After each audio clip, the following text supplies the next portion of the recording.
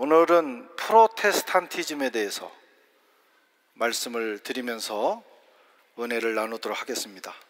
프로테스탄티즘, 우리말로는 개신교주의 또는 개신교 정신 이렇게 표현할 수 있습니다만, 우리 번역에 이 내용을 다 포함시키기가 어렵습니다. 그래서 그냥 프로테스탄티즘 이렇게 표현을 하도록 하겠습니다. 이 프로테스탄티즘, 이 개신교 정신 안에 들어있는 대표적인 개념이 세 가지가 있는데, 그것은 바로 다수성 또는 다양성, 그리고 자유와 단순성입니다. 이것은 매우 우리 개신교도들에게는 매우 중요한 개념이죠. 우선 다수성입니다. 다수성, 프랑스어로는 플루랄리테, 다원주의라고도 할 수 있어요. 플루랄리즘, 같이 이렇게 통하는 말인데, 사전적인 의미로는 다양성을 인정하고 다양한 의견을 존중한다. 그게 다수성의 의미입니다. 다양성을 인정하고 다양한 의견을 존중하는 정신, 그것이 바로 우리 개신교주의입니다. 이것은 현대 민주주의의 바탕을 이루는 정신이기도 해요. 그래서 개신교회와 개신교주의는 민주주의적 요소를 처음부터 가지고 태어난 것입니다. 그게 바로 개신교예요. 이 다양성, 이 다수성은 하나님의 존재 안에도 같이 존재합니다. 우리는 하나님을 트리니티, 영어로는 트리니티라고 하죠. 삼위일체라고 말씀합니다. 한 분 하나님이신데 그 안에 세 분의 인격이 존재하시는 거예요. 성부, 성자, 성령. 한 분 안에 세 분이 존재하는 다양성을 가진 하나님이시라고 하는 겁니다. 물론 우리 교회에 이것을 적용하면 보이지 않는 불가시적 교회가 있어요. 이 교회는 하나입니다. 우리는 하나인 교회를 믿어요. 불가시적 교회, 우주적 교회는 하나예요. 그리스도의 몸은 하나입니다. 이 하나인 교회는 하나님의 절대적 통치를 받아. 그래서 불가시적 교회, 하나인 교회는 사실은 민주적이지는 않습니다. 오직 하나님 한 분의 통치가 임하기 때문입니다. 우리는 하나님의 통치에 절대적으로 순종해야 하는 사람들이에요. 그러나 가시적 교회가 있어요. 눈에 보이는 교회, 이것을 지역교회라고도 합니다. 불가시적 교회, 우주적 교회는 하나로 존재하지만 이 교회가 각 나라와 민족, 문화와 상황에 맞게 또 각 지역에 존재해요. 이것을 가시적 교회, 눈에 보이는 교회, 우리 손으로 잡힐 수 있는 그런 교회라고 합니다. 이 교회는 각 사람과 지역과 다양한 문화에 뿌리를 두고 있기 때문에 다양한 색깔을 가질 수밖에 없어요. 우리 교회와 파리에 있는 14개의 모든 한인교회가 다 다릅니다. 영적으로는 한 교회지만 모든 교회가 각자 다른 색깔을 가지고 존재해요. 왜? 구성원이 다르고 또 목회자가 다르고 지역이 다르고 문화가 다르기 때문입니다. 그런 면에서 교회와 교인과 신앙은 다양성을 가질 수밖에 없어요. 이것을 인정해야 되는 거예요. 교회는 하나님 안에서 공동의 신앙 고백을 합니다. 우리는 사도신경을 고백하죠. 이 사도신경이라는 것은 성경에 나와 있는 신앙, 그것을 그 공통적인 엑기스를 뽑아 가지고 우리가 고백하는 것이 신앙 고백입니다. 여러 신앙 고백이 있지만 그 중에서 특별히 사도신경은 대부분의 교회가 함께 고백하는 신앙 고백이죠. 그런 면에서는 우리는 하나고 우리는 일치합니다. 유닛됩니다. 그렇다고 해서 이 한 신앙을 가졌다고 해서 우리가 영적으로 한 교회라고 해서 모든 교회와 모든 성도가 한 가지 색깔을 가지고 한 가지 행동을 할 수는 없어요. 유니폼을 입는 것은 아니라는 거예요.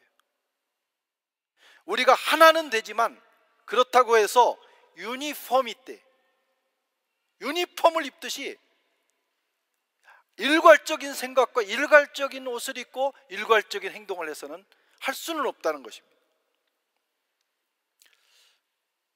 요즘 넷플릭스에 상당히 오랜 기간 1위를 차지했던 한국의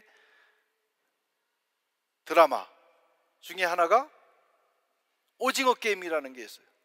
저는 처음에 좀 보다가 그 내용이 좀 잔인하고 그래서 한 편 보다가 아직 못 봤어요. 그 내용은 여러 가지로 내가 들어서는 대충 알지만 그 내용은 보지는 못했습니다. 그런데 딱 제 인상에 남는 것은 그 무슨 색깔이에요? 그 초록색입니까? 그 한 가지 옷을 모두가 입고 있는 그 모습이 나는 너무 이상한 거예요.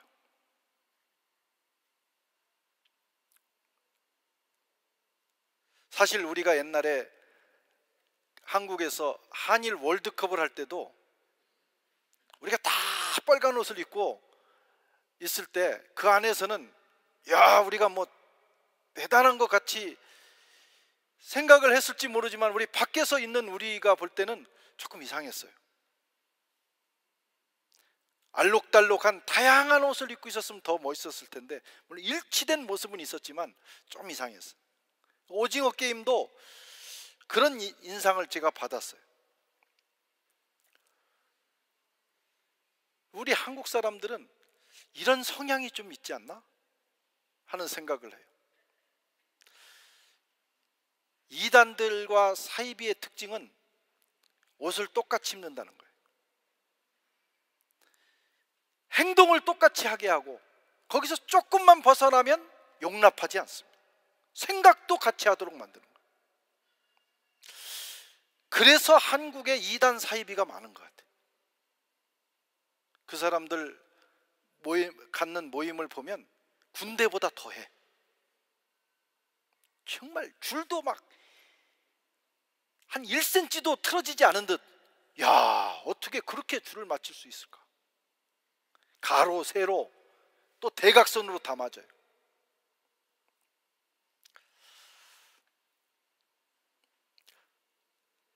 여러분, 교회, 우리 신앙은 그렇지 않습니다. 가시적 교회의 신앙은요, 다양한 거예요. 다양한 색깔이 있어야 아름다운 거예요. 만약 누군가가 파리 선한교회를 다니기 때문에 다 같은 생각을 해야 되고 다 같은 행동을 해야 된다 그런다면 이상한 겁니다. 우리가 한 분 하나님을 믿지만 우리 각자는 다양한 인격을 가지고 있어요. 다양한 성품을 가지고 있기 때문에 다양한 색깔을 내므로 아름다운 거예요. 그것이 모아져서 하나님을 찬양할 때 아름다운 공동체가 되는 것입니다. 옛날에 제가 어떤 목회자를 파리로 초청한 적이 있는데 이분이 파리를 구경하면서 한 번은 맥도날드에 앉아서 일어나지를 않는 거예요. 밖에만 그 룩상부르크 앞에 있는 그 맥도날드였는데 일어나 갑시다, 좀 구경하러 갑시다 그랬더니 너무 좋다는 거예요. 이렇게 앉아서 밖을 쳐다보는데 계속해서 사람들이 지나가는데 다 다양한 옷을 입고 다 다양한 머리카락에 다양한 얼굴이 지나가는 것이 너무너무 멋있고 아름답다는 거예요. 파리의 아름다움이 그게 아닌가 싶어요. 다양한 민족, 다양한 문화를 가진 사람들이 어울려서 사는 샐러드 볼 같은, 자기 색깔을 간직하면서도 이렇게 다양성을 인정하는 그런 사회. 이 중세교회, 16세기 중세교회는 이론적 구조였어요. 이론적 구조. 다시 말하면 다수성이 제한되는 구조였다는 거예요. 이런 교회의 구조는 계급이 존재할 수밖에 없고 서열이 매겨지는 거예요. 이론적일 때는 제일 위에 있으면 최고의 권력자고 점점 내려가면서 권력이 분산되는 거죠. 그게 그 당시의 캐톨릭 교회의 모습이었어요. 이 서열에는 반드시 독재라고 하는 것이 존재합니다. 하이라키 구조. 독재의 긍정적인 모습도 있어요. 이 독재 구조가 되면 좋은 게 있어요. 다 나쁜 거예요. 독재적 구조라고 해서 다 나쁜 건 아니에요. 때로는 그게 필요할 때도 있어요. 그러나 그게 영속되면 안 돼요. 비상 상황에서 빠른 결정을 합니다. 갑자기 큰일이 났는데 너도 나도 이런 소리 저런 소리 다 하면 어떻게 그 상황을 돌파하겠어요? 그런데 독재 구조는 딱 위에 제일 윗대가리가 한마디 하면 끝나는 거예요. 힘을 하나로 모으고 일사불란하게 움직일 수 있어서 어려움을 돌파하는 능력이 있어요. 그래서 아주 비상시국에는 우리 어떤 그 체제가 독재적인 체제로 가는 것도 필요해요. 그런데 이 문제는 뭐냐면 이게 한번 썩기 시작하면 걷잡을 수가 없고, 특별히 윗대가리가 썩으면 완전히 걷잡을 수 없는 거예요. 절대 권력은 절대 부패를 가져옵니다. 처음에는 그게 필요했을지 모르지만 어느 상황이 되면 빨리 권력을 분산해야 되는데 그러지를 못했어요. 16세기 중세 교회는 이것이 절정에 달했습니다. 절대적인 권력 구조. 그래서 절대 부패가 온 거예요. 막 나가는데 아무도 그 막 나가는 것을 제지할 수가 없어요. 잘못된 결정을 했는데 그것을 막을 길이 없어요. 성경적이지 않은데 거기에 대해서 반론을 제기할 수 없어요. 이미 썩은 것입니다. 그래서 종교개혁이 일어난 거죠. 그래서 종교개혁자들은 개신교회, 프로테스탄트 교회를 세울 때 이 이론성 획일적인 하이라키 구조를 거부한 거예요. 개신교회 안에는 다양성이 존중되는 그런 구조가 형성이 된 거예요. 그래서 개신교 안에는 사실은 계급 구조가 없는 겁니다. 캐톨릭에는 계급 구조가 있어요. 그렇게 해서 절대 권력을 막아내고 절대 부패를 막아내려고 한 것입니다. 왜 개신교회가 이렇게 교파가 많고 그러냐? 부정적으로만 생각할 게 아니에요. 처음에는 그런 긍정적인 목적을 가지고 다양성, 다수성을 인정하는 가운데 시작이 됐기 때문에 그래요. 너무 그 이론성이 문제가 많았기 때문에. 그래서 교파도 많이 생기고 다양한 신앙 고백도 다양한 색깔의 모습도 존재하게 됐어요. 그런데 문제는 400년이 지나다가 보니까 우리가 처음 좋게 여겼던 이 다수성이 부작용이 생긴 거예요. 뭐든지 절대적인 건 없어. 너무 민주적인 체제로 가다 보니까 이게 부작용이 생겼는데 그 부작용 중에 하나가 너무 많이 분열되는 거예요. 나누어지는 거예요. 교파 분열이 심각해진 거예요. 특별히 한국에 들어온 개신교회는 이 교파 분열이 처음에는 신앙적인 이유로, 그 다음에는 신학적인 이유로, 그 다음에는 정치적인 이유로, 그 다음에는 무슨 이유인지 모르겠는데 하여튼간 300개 400개로 막 핵분열이 일어나 버렸어요. 교단 이름도 알 수 없을 정도로 장로교회 안에 300개가 넘는 교단이 생긴 거예요. 이게 이제 개신교회가 갖는 이 다수성이 가진 부작용입니다. 그 한국교회만 그런 게 아니고 개신교회, 세계 개신교회 안에 그런 문제들이 발생해서 어떤 중요한 일을 결정해야 될 때 힘을 모아야 될 때 힘을 모을 수가 없어요. 그래서 세계 개신교회가 야, 이러면 안 된다. 우리가 다양성과 다수성을 인정하지만 그러나 하나님 나라를 위해서 또 이 세계 역사를 위해서 중요한 어떤 목소리를 내고 그것을 결정할 때는 하나가 돼야 된다. 교단은 아니지만 함께 그런 일을 위해서 모일 수 있는 조직을 만들자. 그래서 만든 것이 연합회라는 거예요. 세계 복음주의 협회, 세계 교회 협회, 또 프랑스에는 프랑스 개신교 연맹 FPF라고 하죠. 또 한국에는 한국 기독교 총연맹 무슨 연맹 이런 식으로 해서 다양한 연합기관이 생긴 거예요. 이건 교단은 아니에요. 그러나 개신교회가 처음에 캐톨릭이 가진 그 독재적인 구조를 벗어나기 위해서 다양성을 인정하다가 생긴 문제를 해결하기 위해서 연합회를 만든 거예요. 여러분, 이 세상에 있는 교회는 완전하지는 않습니다. 불가시적 교회만 완전해요. 주님의 몸이에요.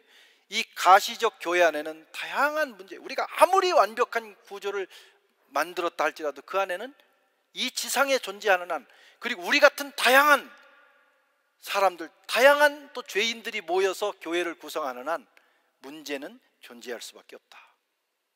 그러나 개신교회가 여러분 이 다수성을 기반으로 해서 세워졌다는 사실을 우리가 기억을 하면서 이 정신을 존중하고 대신에 그 부작용을 최소화하는 일에 우리가 힘써야 돼요. 두 번째는 자유입니다. 자유. 개신교의 정신은 자유. 자유 그러면 프랑스에 사는 사람은 이게 확 와닿아야 돼요. 리베르 때. 프랑스에서 가장 중요한 사건은 1789년에 7월 14일에 일어난 프랑스 대혁명입니다. 프랑스 분들은 이 프랑스 대혁명을 굉장히 자부심을 가지고 살아가는 것 같아요. 이 프랑스 대혁명을 통해서 이 세계 역사의 새로운 시대가 왔어요. 절대 왕조가 무너지고 이제 민주사회로 가는 발판이 마련됐어요. 이 프랑스 대혁명의 3대 정신, 자유, 박애, 자유평등, 박애. 저는 그 중에 자유가 가장 중요하다고 생각해요. 자유 없는 평등. 북한은 자유 없는 평등. 그 얼마나 평등한지 몰라요. 물론 요즘은 그 정신이 무너져서 평양에 있는 분들, 또 그 윗대가리들만, 오늘 대가리 얘기를 많이 해서 미안합니다만, 그 윗대가리들만 또 잘 사는, 그래서 이제 그 평등이 무너졌는데 원래 그렇게 하려고 했던 거예요. 그런데 가장 심각한 문제는 뭐냐면 이 북한은 남한보다 더 평등할 수 있어요. 평등해. 그런데 자유가 없다 이거예요. 자유가 없는 평등이 얼마나 비인간적인지 여러분 아십니까? 자유 없는 평화, 얼마나 문제가 큰지 아세요? 박애 좋습니다. 그러나 자유가 제한된 박애는 진정한 박애가 아니에요. 절대 권력자가 자기 백성들을 노예로 삼고 자유를 빼앗고 그들에게 사랑을 베풀 수도 있어요. 먹을 걸 주고 말이죠.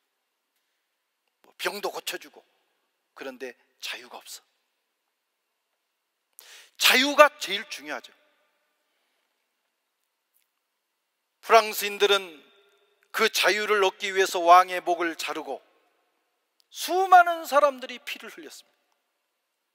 인류 역사는 이 자유를 얻기 위한 역사였어요. 자유를 획득한 만큼 역사는 발전한 것입니다. 복음이 뭡니까? 복음도 자유에 대한 이야기예요. 복음은 그 자유를 하나님께서 우리에게 주셨다. 자유에 대한 소식. 하나님은 처음에 사람을 만드시고 자유를 주셨어요. 자유의지라고 하죠. 자유에는 책임이 따릅니다. 내가 선택한 것에 대한 책임. 에덴 동산에서 아담과 하와는 그 자유의지를 잘못 사용함으로 노예가 됩니다. 죄와 사망과 저주와 마귀의 종이 됐어요. 인류의 비극은 자유를 잃었다는 거예요. 예수님이 이 땅에 오신 이유는 그 인류에게 진정한 자유를 주시기 위해서 오신 겁니다. 자유의 종이에요. 십자가의 피 흘리심으로 우리를 죄와 사망 권세로부터 자유하게 하셨습니다. 주님이 십자가에서 죽으시면서 율법을 온전히 이루심으로 우리로 하여금 율법에서 자유하게 하셨어요. 자유의 길을 열어주신 거예요. 누구든지 예수 안에 있으면 자유인이 됩니다. 율법도 어떤 마귀도 우리의 죄의식도 우리를 정죄할 수 없어요. 우리를 억압할 수 없어요. 예수 안에서 갖는 최고의 축복은 자유입니다. 할렐루야. 주님은 우리에게 자유를 주시기 위해서 자신의 목숨을 버리신 거예요. 주님은 우리가 병으로부터 자유하게 하기 위해서 채찍에 맞으셨어요. 수도 없는 매를 맞으신 이유가 뭐냐? 질병과 연약함으로부터 자유하게 하기 위해서. 복음 안에 있으면요, 우리는 점점 건강해집니다. 완전히 건강할 수 없어요. 왜? 우리가 살고 있는 환경이 이 죄에 오염되어 있기 때문에. 그러나 예수 안에 늘 살아가다 보면 우리는 충분히 건강할 수 있어요. 복음이 그런 것입니다. 가난으로부터 벗어날 수 있는 자유를 주기 위해서 주님은 부유하신 자로서 가난하게 되셨어요. 이게 예수님의 고난이에요. 예수님이 고난 받으심으로 얼마나 부자입니까? 예수님이 하늘나라가 다 예수니까 온 세상을 만드신 거 아니에요? 그런데 그분이 이 땅에 오셔서 아주 가난하게 사셨어요. 그렇게 함으로 우리에게 엉겅퀴, 죄로 인해서 세상이 우리에게 주는 그 엉겅퀴의 열매 대신에 거기서부터 벗어나서 이 땅에 사는 동안에도 하나님의 축복을 누리면서 살 수 있도록 하신 것입니다. 예수 잘 믿으면 잘 되는 역사가 있어요. 우리가 그것만 추구하면 그게 기복신앙이지만 예수 안에서 살다 보면, 하나님 잘 믿으며 살다 보면 이 땅에서의 삶도 잘 됩니다. 그렇게 되기를 축원합니다. 이게 진리예요. 예수 안에 있는 진리. 이 진리를 얻는 자에게는 이런 자유가 주어져요. 예수님께서 요한복음 8장 32절에 진리를 알지니 진리가 너희를 자유하게 하리라. 예수 안에 있으면 죄와 사망 권세로부터, 저주로부터 자유하게 되고 질병과 가난으로부터도 벗어나게 되는 것입니다. 이것이 여러분 복음의 능력이에요. 물론 거기에 더 중요한 것을 따지자면 이 세상의 것보다 신령한 세계가 더 중요하겠죠. 그러나 복음 안에는 이것이 총체적으로 포함되어 있다. 영적 생활 잘 하시고 신앙생활 잘 해보세요.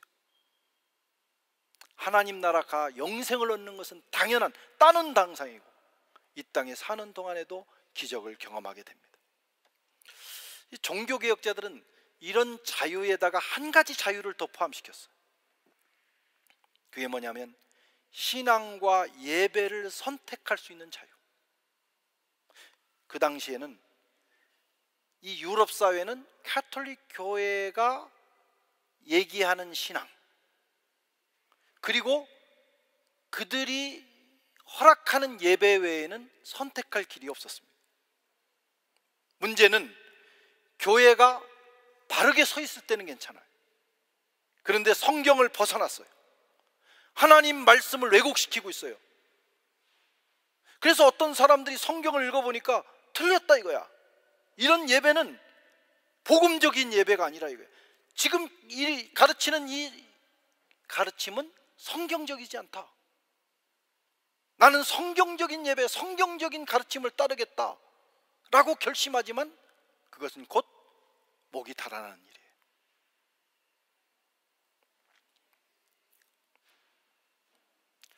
종교개혁이라는 것은 바로 그 양심의 자유, 예배 선택의 자유를 위해서 용기를 낸 사건이에요. 양심의 자유를 따라가겠다. 나는 죽는 한이 있어도 양심의 자유를 버리고 갈 수 없다. 양심의 자유를 따라가겠다. 예배를 내가 성경적인 예배를 선택할 수 있는 자유를 내가 따라가겠다. 그것을 위해서 내 생명이 위태롭게 될지라도 나는 이 자유를 사용하겠다. 그 사건이 바로 종교개혁이에요. 마틴 루터도 1521년 4월 18일에 보름스 국회에서 위협을 당했어요. 네 양심이 아니라 성경의 내용이 아니라 우리 교회와 우리 왕국이 제시하는 대로 해라. 그렇지 않으면 죽는다. 루터는 일어서서 이렇게 말합니다. 성경의 증거와 명백한 이성의 증거에 의해서 나 자신이 설득되지 않는 한 나는 더는 교황과 교회의 회의에 권위를 인정하지 않겠습니다. 이들은 오류를 범해왔고 서로 엇갈린 주장을 해왔습니다. 내 양심은 하나님 말씀에 사로잡혀 있습니다. 나는 아무것도 철회할 수 없고 또 그럴 수도 없습니다. 그렇게 함으로 종교개혁이 일어난 거예요. 저와 여러분들에게 하나님이 양심의 자유를 주셨어요. 하나님의 말씀을 선택할, 하나님이 기뻐하시는 예배를 내가 선택하고 드릴 수 있는 자유의지를 주셨어요. 그런데 그게 억압받을 때가 있어요. 그 시절에는 교회와 국가가 억압했어요. 오늘날은 무엇이 우리의 예배와 우리 신앙의 자유를 억압할까? 그것이 무엇이든지 개신교인은, 크리스찬은 이 자유를 지켜야 합니다. 자유는 피 흘리면서 지키는 거예요. 이 코로나 기간에도요, 잘 생각을 해보세요. 왜 예배에 못 나옵니까? 여러 이유가 있죠. 내가 예배에 가면 다른 사람에게 피해를 준다. 그럼 카페도 가지 말아야 돼. 식당도 가서는 안 돼. 아이, 예배당은 위험하다. 메트로를 타서도 안 돼요. 그런 여러 가지 환경이 하나님 앞에 성도가 매주 드려야 되는 이 예배를 선택할 수 있는 자유를 억압하는 거예요. 나는 거기에 설득되고 있는 거예요. 그것을 빨리 깨닫고 이 소중한 가치를 위해서 일어나야 됩니다. 그게 크리스찬이고 그게 개신교인이에요. 위그노들은 개신교 예배를 드린다는 이유 때문에 모든 걸 잃었어요. 목숨을 잃었어요. 가정을 잃었어요. 삶의 터전을 잃었어요. 그래도 여기에 소중한 가치가 있음을 깨닫고 이 가치를 위해서, 그리고 이 가치를 선택할 수 있는 자유를 포기하지 않기 위해서 끝까지 투쟁하고 목숨을 걸었어요. 그래서 오늘날 우리에게 신앙의 자유가 온 것입니다. 이렇게 자유롭게 예배드릴 수 있는 그 당시를 생각해 보세요. 100년 전만 생각해 보세요.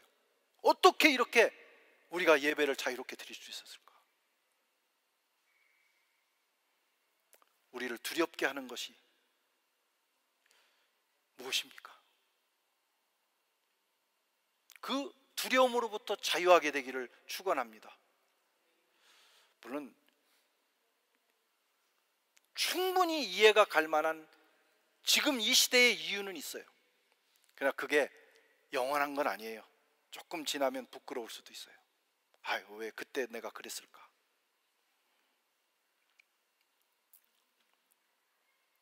자유를 획득해야 되고, 자유를 지켜야 되고, 그리고 자유를 누릴 수 있어야 됩니다. 이게 개신교인이에요. 세 번째는 단순성이에요. 단순성. 프로테스탄티즘의 세 번째는 단순성. 단순성, 생플리시테. 이것은 목적이 중요합니다. 그냥 단순하게 무소유로 살면 된다는 것이 아니에요. 목적이 더 중요해요. 하나님의 말씀과 신앙의 본질을 선명하게 드러내고 오직 하나님께만 영광을 돌리기 위해서 단순성을 선택하는 거예요. 복잡하면요, 정말 진짜 주제가 사라져요. 복잡하게 말하는 사람하고 얘기하다 보면 나중에 너무 더 복잡해져 가지고 뭔 얘기를 하려고 하는지 몰라요. 정말 좋은 작품은요, 복잡하지 않습니다. 그 분명한 주제와 목적이 딱 드러나는 거예요. 하나님의 영광을 드러내고 우리의 신앙의 본질을 선명하게 드러내기 위해서 단순성을 선택하는 것입니다. 이 단순성은 예수님의 삶도 그랬어요. 예수님은 그 화려하신 분이 정말 단순한 모습으로 오셔서 단순하게 사시다가 가셨어요. 이 땅에 오신 목적을 향해서 그것만을 향해서 가셨어요. 다 군더더기 떼고 가셨어요.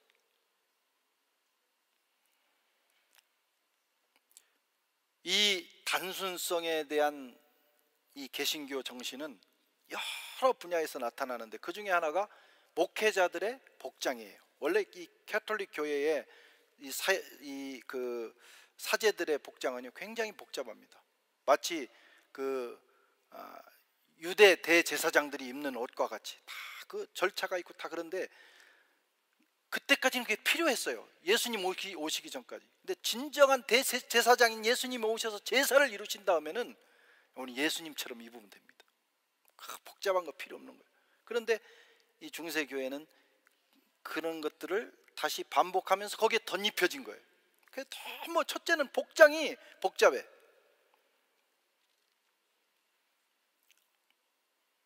물론 그 안에 다양한 의미가 들어있어요. 그러나 개신교는 목회자들이 우선 복장의 변화를 줍니다. 단순한 복장. 특별히 프랑스 개혁교회는 목사 가운이 아주 특이하죠. 저는 처음에 와가지고 뭐 이런 가운을 입었나? 이게 프랑스 법복, 그러니까 뭐예요? 그 판사, 이게 옛날에 이 교회 담임 목사님이셨고 지금 이제 프랑스 개신교연맹 총회장으로 가신 끌라베 홀리 목사님입니다. 저게 이제 판사복과 같은 거예요. 법복 같은.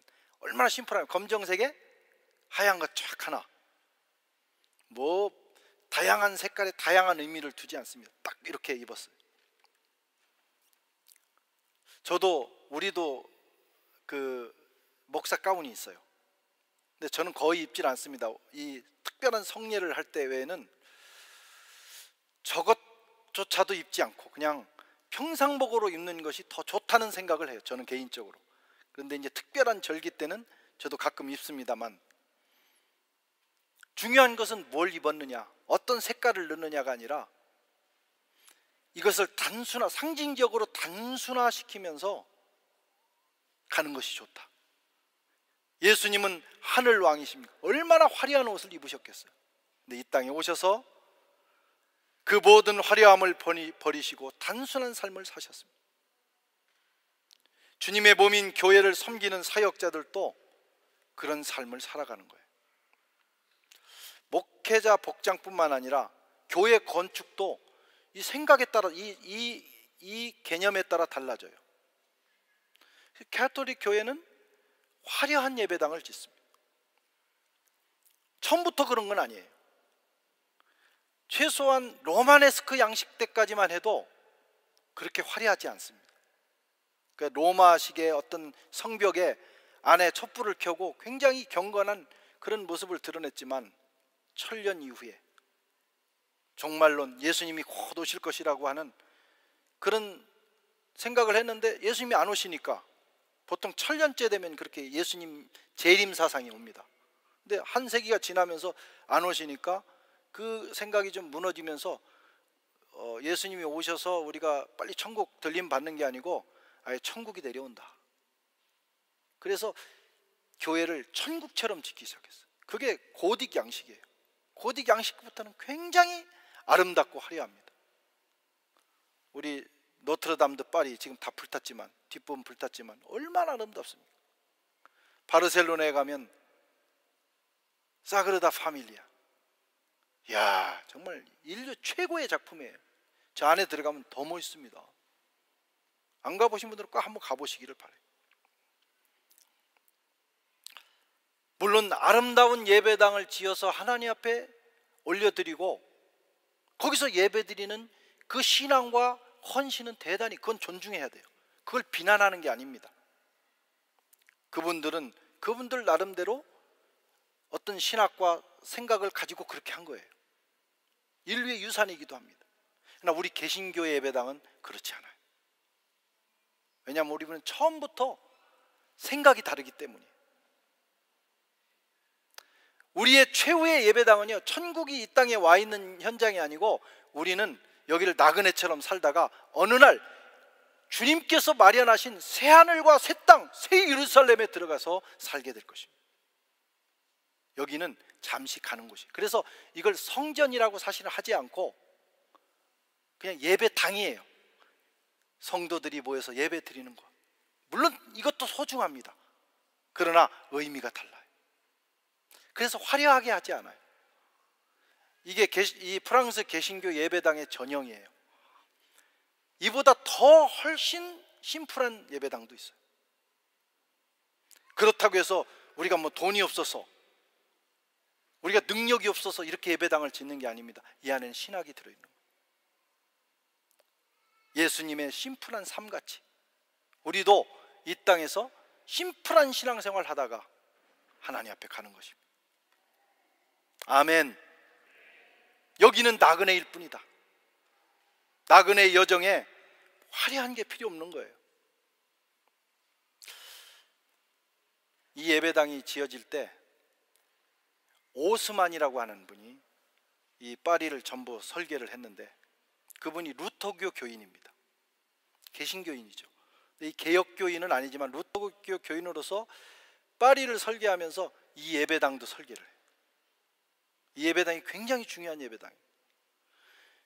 이 예배당은 프랑스 정부가 종교의 자유를 허락하고 나서 국가가 지은 최초의 예배당이고, 이 예배당에서 프랑스 개혁교회 제1차 총회, 원래 총회는 1559년에 세느강변에서 그 지하실에서 있었지만 국가가 허락한 이 신앙을 인정한다.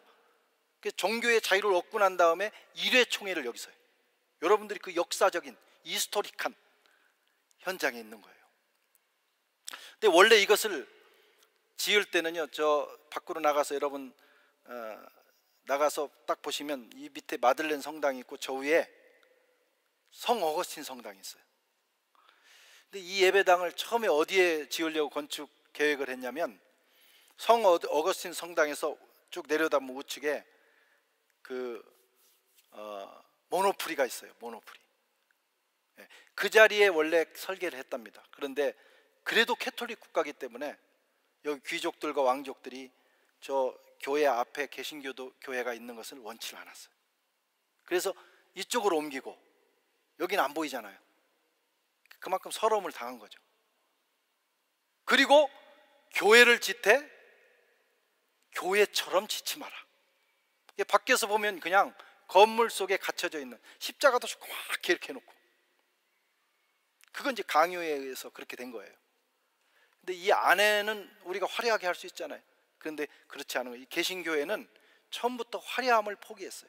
그것을 원치 않아요. 생플리시테, 아주 심플하게 하나님의 말씀, 하나님의 영광, 사람들의 시선을 다른 곳으로 빼앗기지 않도록 중요한 것에 집중하도록 만드는 것이 이 개신교 예배당이에요. 그래도 이 안에 충분합니다. 하나님의 영광을 드러내기에 충분하다. 아멘. 우리가 개신교도로서 우리가 물론 여러 교파들이 있지만 그래도 저와 여러분들은 프로테스탄트 신앙을 선택했기 때문에 이 정도는 알고, 우리가 사람들이 너희는 왜 그러냐 할 때 이런 이유에서 우리는 이렇다라고 설명 정도는 할 수 있어야 되지 않겠어요? 그래서 오늘 말씀을 드리는 겁니다. 다수성, 자유, 단순성, 이것은 우리 프로테스탄티즘일 뿐만 아니라 예수의 정신이고, 예수님은 이 정신을 이 땅에 오셔서 구현하시는 삶을 살기 위해서 그분이 선택하는 것은 고난의 삶이었어요. 이 길로 가는 건요 어려운 일이에요. 이걸 성취하기 위해서 주님은 하늘 보좌 버리시고 오셔서 온갖 일을 다 당하신 거예요. 그러나 그건 복된 일이었어요. 세상을 구원하는 일이었어요. 우리가 예수님의 제자로, 특별히 개신교인으로 살아간다는 것은 예수님의 이런 삶을 따라가는 겁니다. 비록 고난의 삶이지만, 그러나 그 삶의 끝에는 진정한 영광이 있어요. 저와 여러분의 삶이 그런 삶 되시기를 주의 이름으로 축원합니다.